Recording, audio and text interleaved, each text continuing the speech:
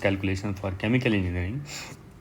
So in the previous lecture already I've discussed about percentage conversion and plant yield and percentage yield. If you have not seen that video, just go to that video and you will be having a good understanding of all these things. And that concept is very much important in the subsequent lecture. So that's why you have to go through all these lectures that I have taught earlier, so that the next lecture will be very easy for you to understand. So coming to the material balance in the unit operation, that will be the discussion topic of this particular lecture. So when we talk about the material balance calculation, it is an essential part of of the solution of many complex chemical engineering problem, right? So material balance assists in the planning and designing of process. You have to understand the economic evaluation of the proposed and existing process as well. So in process control basically, and in process of optimization. So in chemical process industries, it is possible to produce a given end product from different raw materials. So for an appropriate choice of process, it is very essential to compute the material requirement for these different routes. So when we talk about the material balance, what I have told you, so basically as a chemical engineer in the plant, what you do, you have to understand the process parameter as well as the economic evaluation of the process plant as well. So let's say if you want to produce ammonia, right? uh, let's say if this reaction is happening N2 plus 3H, so I'm giving a simple example, and then there is 2NH3, that is the ammonia production. So for this particular thing, you can see the raw material will be your nitrogen and hydrogen, and here you will be producing the ammonia, right? So as a chemical engineer, you need to understand how much nitrogen and hydrogen that is required to produce a fixed amount of ammonia. Let's say if I want to produce 10 kg of NH3, how much nitrogen, hydrogen that is required to produce a 10 kg of ammonia. And basically you have to perform some kind of calculation, and that is called as the material balance in the unit operation, where the exact quantity that is required as a raw material for the production of a fixed amount of product. Here in this case is ammonia, right? That's great.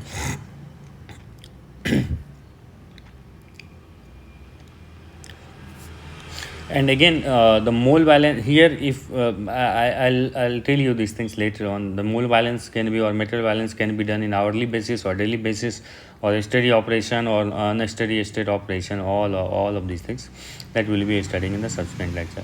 So when we talk about the basic material balance principle, yeah.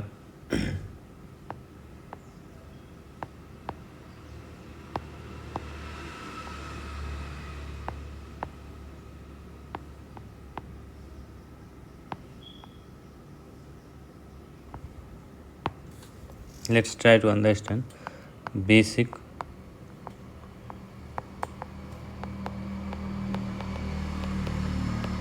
material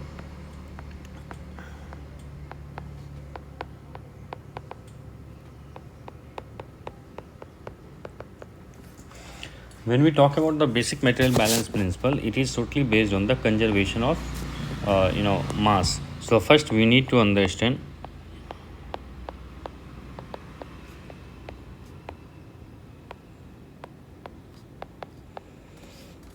right. So when we talk about the conservation of mass, so the law of conservation of mass tells that the mass can neither be created nor destroyed. So here I'll write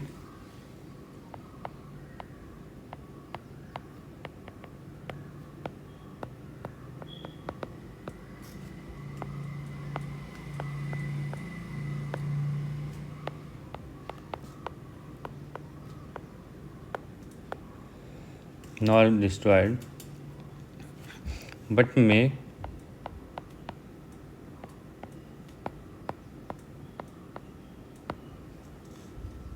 undergo phase change, right?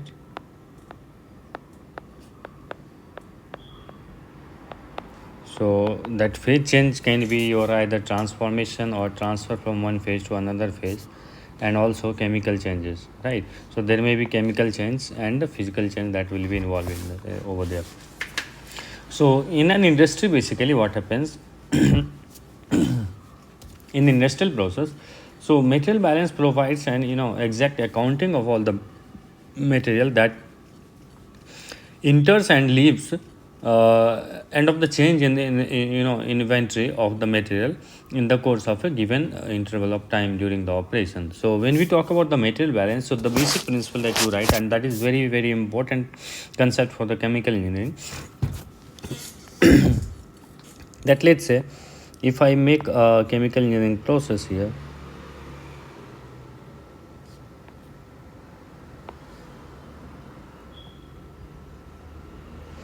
right?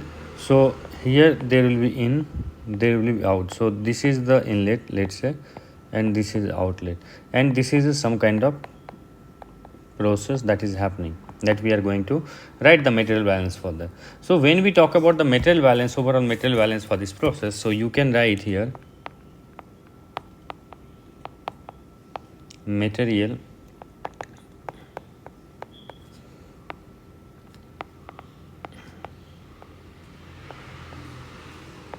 material input to the system minus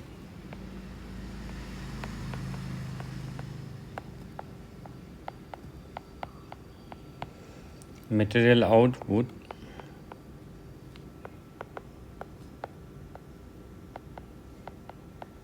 from the system plus material generation within the system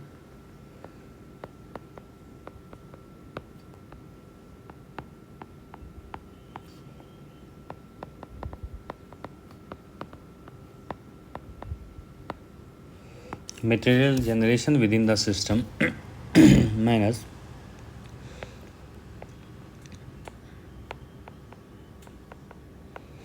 material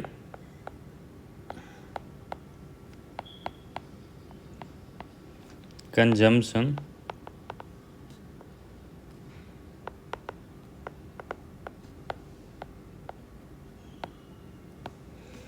system, that is equals to what? Accumulation of material within the system, right?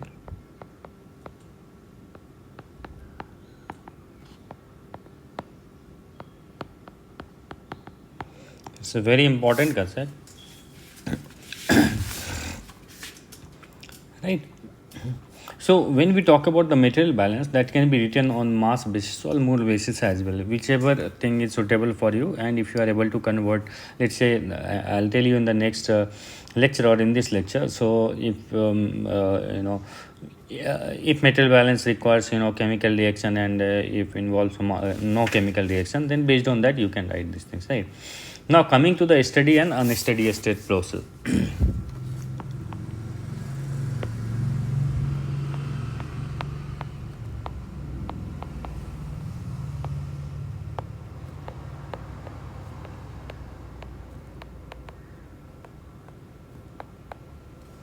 Steady and unsteady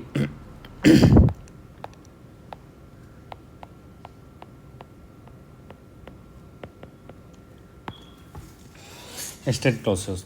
So for material balance purpose, basically, if you'll see, an industrial process may be classified as a steady and or unsteady state process, and as a batch or continuous process. So if we talk about the steady state process, in which there is no change in condition like pressure, temperature, composition, or rate of flow with time at any given point in the system. So if I am talking about, let's say, a steady state process,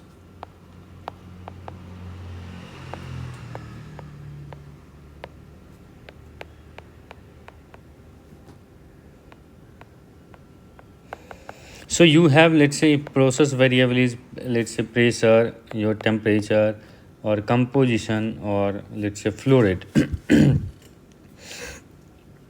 Flow rate, let's say I write here flow rate, right? So if I calculate d by dt of pressure, that will be equals to 0 at a steady state.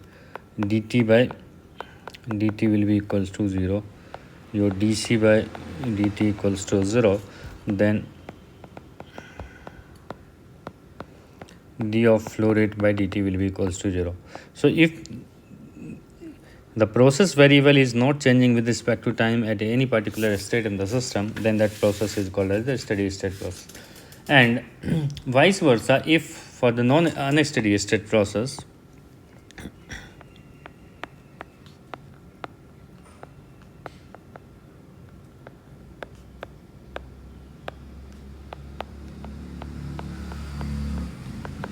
so when we talk about unsteady state process, then you will see that dp by dt that will not be equals to 0, dt by dt that will not be equals to 0, dc by dt that will not be equals to 0, and d by dt of flow rate that will not be equals to 0.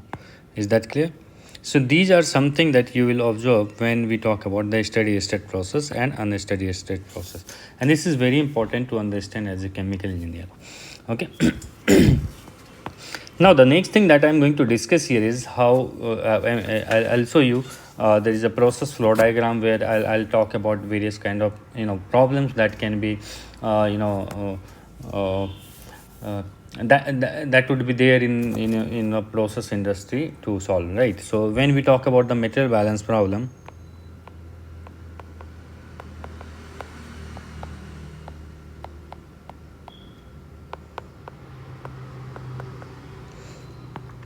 so this material balance problem can be divided into two parts in actual process industry. So let's try to understand that thing. So we can say process involving no chemical reaction,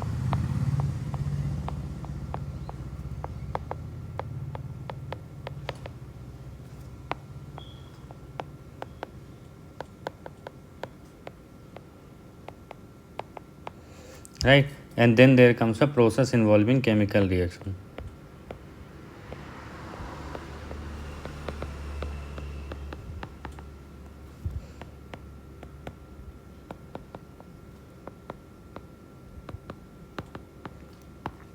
So process involving chemical reaction and process involving no chemical reaction. Is that clear?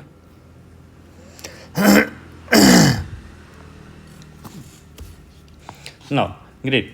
So we'll see these things later on, and we'll solve various kind of problem on this particular concept.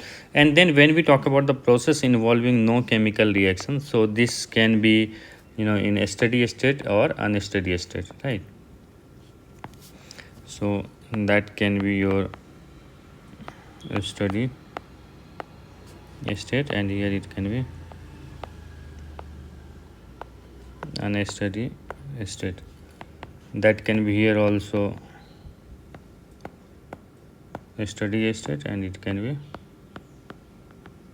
unsteady state, right? So we'll see problem based on all of these things. So this is the classification of material balance problem, right? Now there comes a batch process and the continuous process then, right? So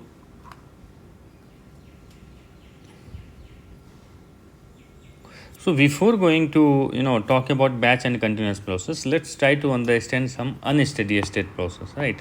And how to understand the unsteady state process.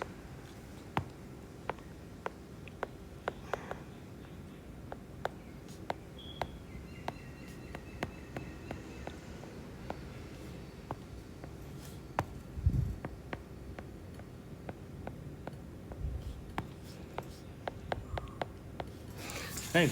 So one simple example of an unsteady state process is a differential distillation or simple distillation, right? So let's try to understand about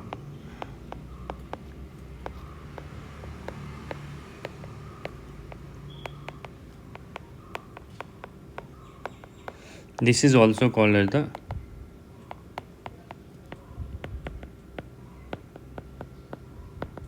or also called as release distillation, right?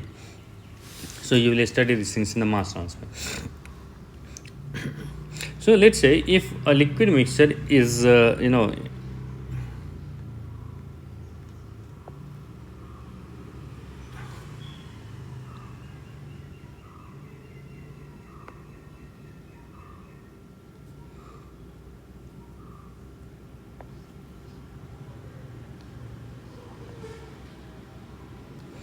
right, here you see a liquid mixture containing two or more than two components, let's say. or binary component here I am assuming. It's a very classical example of an steady state process.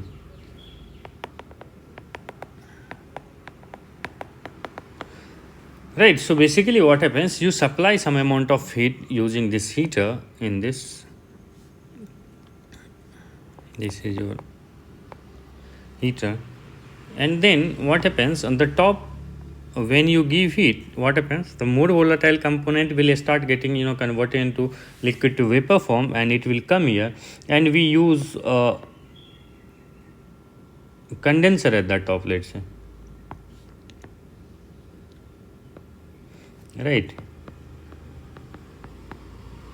Now once you condense this more volatile component, here you will be getting a product that is called as the distillate, right. And in the bottom, let's say, we are getting a residue,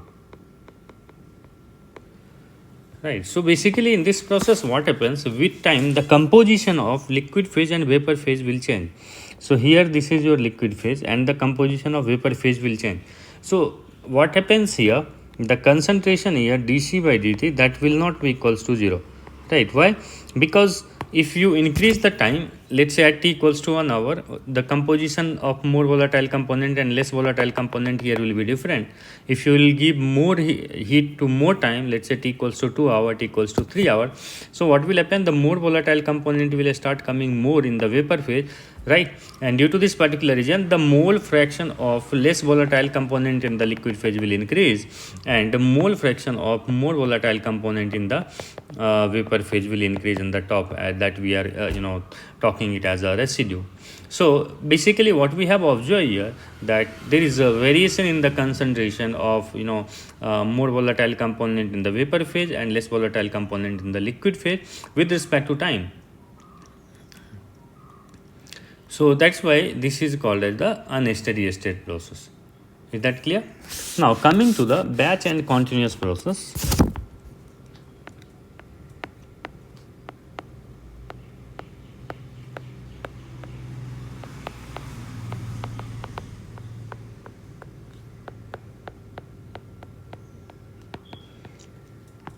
So all of these things you might be knowing, but I'm making this video to keeping in the mind to all those students who are not good in process calculation or material balance problem. That's why I'm just trying to let them understand all these fundamental concept also.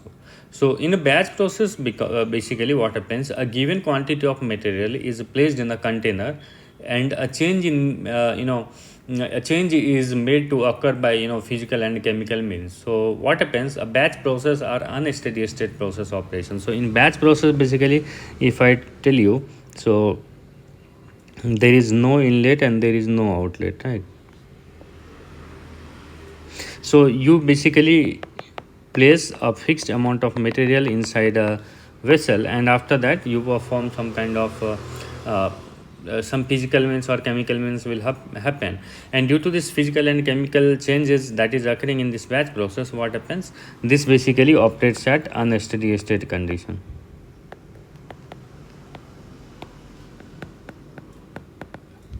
So if I am talking about so inlet is not there in the batch process, and if I am talking about outlet, so outlet is also not there in the batch process, right. But when we talk about the continuous process,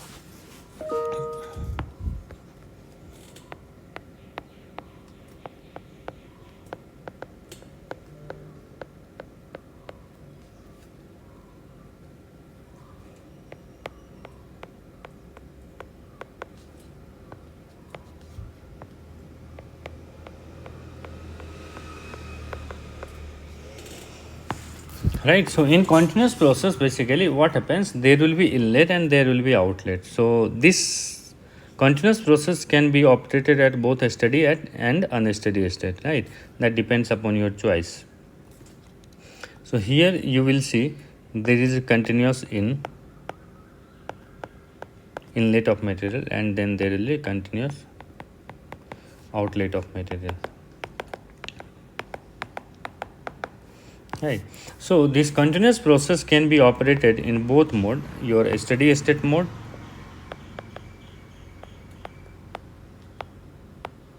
And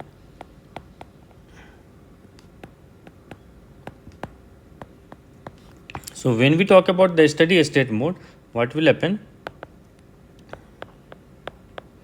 Input will be equals to output, and here your input, that will not be equals to output. So we'll see these things later on when we will be solving some kind of problem based on the steady state and unsteady state, continuous process operation, right? But here the fundamental thing was to, that I wanted to discuss, that a continuous process can be operated in both, a steady and unsteady state mode. And whenever we talk about the continuous process, a steady state mode where input equals to output, and for unsteady state process where input will not be equals to output, right? Now coming to the next part here, it's also very important when we talk about the material balance in chemical engineering, that is the tie element.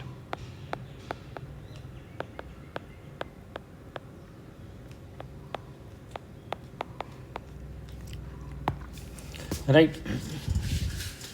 So when we talk about the tie elements, it is the key component in material. So I'll write here, it is the key component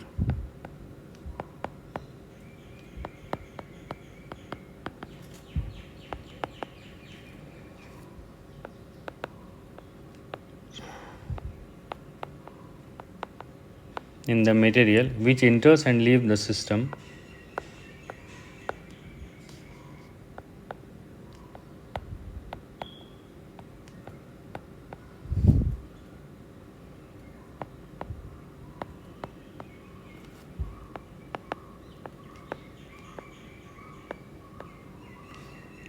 in a single stream.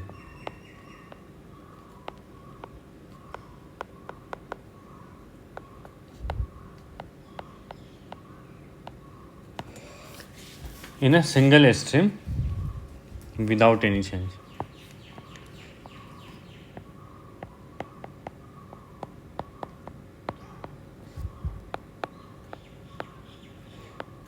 So identification of tie component during the material balance is very, very important, because based on that you can the material balance will be very easy, right? So proper choice of key component makes the calculation of the quantitative ratio of two streams easier, right? So let's say I'll show you these things also, how we perform this kind of calculation. But yes, you need to understand which is key component, right, or which is tie component. Because let's say in case of evaporation, right? So let's say we have a wet mass of solid, and what will happen? Let's say if you have a wet solid,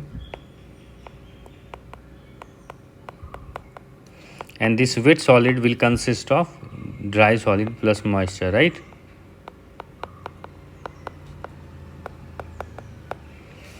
So if I'll heat this wet solid, what will happen? So the moisture content will change, right? So this is going to change, but the mass of dry solid is not going to change, right? So that mass of dry solid or dry solid will work as your dry component. And this was the physical process where evaporation was happening. But when we talk about the chemical reaction as well, so there you will see that some chemical or some component of a particular mixture is not changing across the reaction, and due to this particular reason, that will be called as the tie component. Okay, that's great.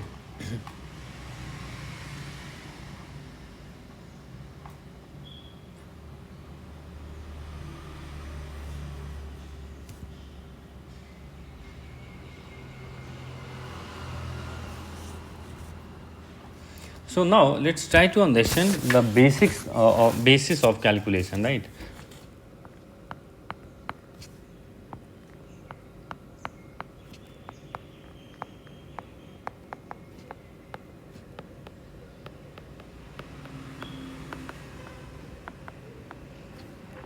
So the basis of calculation will be of different varieties, right? So first I'll start with the first point. So let's say for a stream which are a mixture of gases. So let's say in a particular material balance problem, you have a stream and which is a mixture of gases, right? mixture of gases, and whose analysis are given on the volume percent. So let's say here the percentage volume of all these gases should be given to you.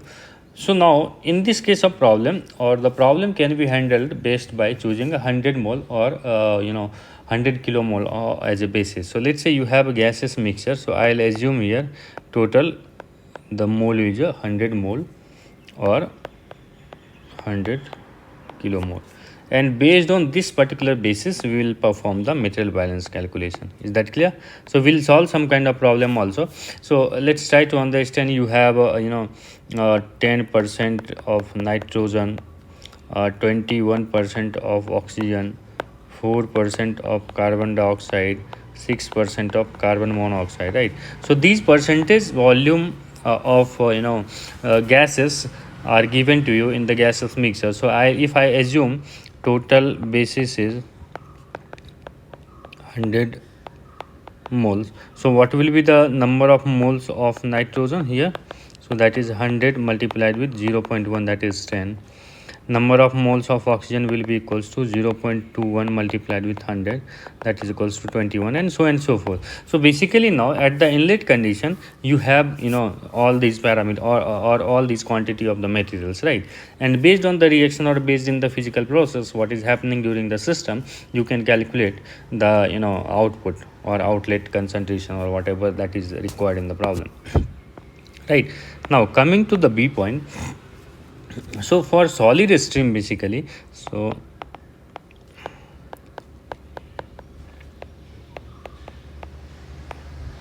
for solid streams you have to assume 100 kg or 1 mole, or you can also use as 1 kilomole, 1 kilomole of pure solid, and 1 kilomole of pure solid can be chosen as basis.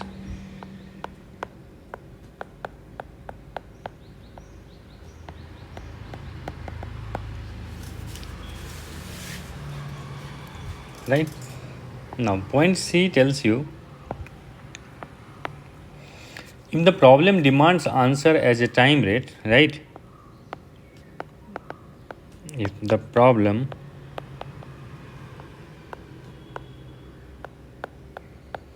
demands answer as a time rate. Why I'm talking about all of these things, this is very important to understand, because when we talk about actual problem then you will require all of these concepts, right? As a time rate, right? As for example, like production rate in kilogram per hour, like you can talk about, let's say, production rate in your kg per hour, or flow rate in cubic per meter, meter per hour. So it would be convenient to make the computation on the basis of the quantity of the material following in a unit time. So basically if flow rate is there, then you calculate this in the unit time, right? Or either you take 1 hour, 1 minute, or 1 second, right? That would be easy because you don't have to do much calculation for that. But if you take different time, 5 hours, 10 hours, or 20 hours, you have to perform the calculation for the time as well. Coming to the T point, so in process like drying and humidification operation, so in process like let's say you have a drying and humidification operation,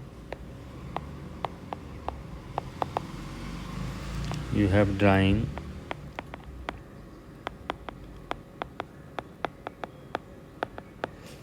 humidification, so basically it will be your solid, right? So you solid, or let's say liquid water. So basically we perform the calculation based on your unit weight